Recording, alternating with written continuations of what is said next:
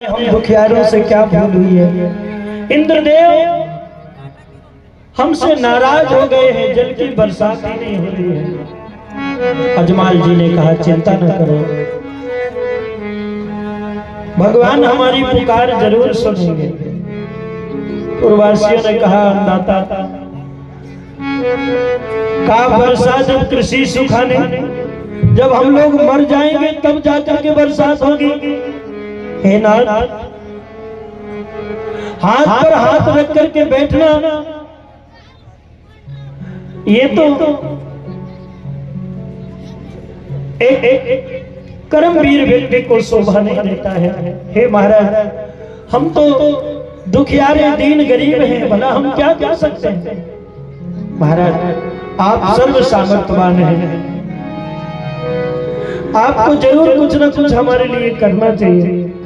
अजमाल जी ने कहा चिंता न करो मेरे भाई, ऐसा न सोचो कि मैंने कोई प्रयास नहीं किया है। मैंने जगह जगह यज्ञ करवाए, मैंने संतों को बुला करके जाप करवाए, अनुष्ठान करवाए, लेकिन मेरे द्वारा किए गए कर्म सारे निष्फल हुए। अभी तक मेरे नगर में बरसात नहीं हुई। पूर्ववासियों ने कहा अन्नदाता, हम लोग बस इसलिए आए हैं, आपसे आज्ञा लेने आए हैं। अजमाल जी ने कहा किस बात की आज्ञा। नगर वासियों ने कहा अन्नदाता, हम आपका गांव छोड़ रहे हैं। क्या कहां जाओगे। नगर वासियों ने कहा महाराज भगवान जहां ले जाएगा, स्थिति ही कुछ ऐसी है। हे महाराज, हो सके तो मुझे क्षमा कर देना अन्नदाता। किसी दूसरे गांव में जाकर के, किसी सुदूर प्रांत में जाकर के रहेंगे जहां पर पीने को पानी मिल सके, क्योंकि बिना पानी के भला आदमी कितने दिन जी सकता है।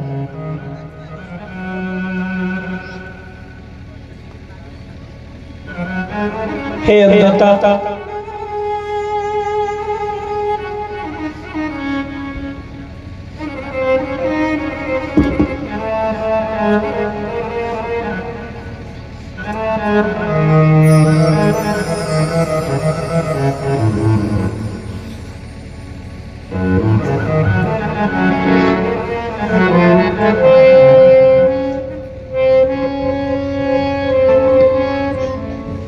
जहां भी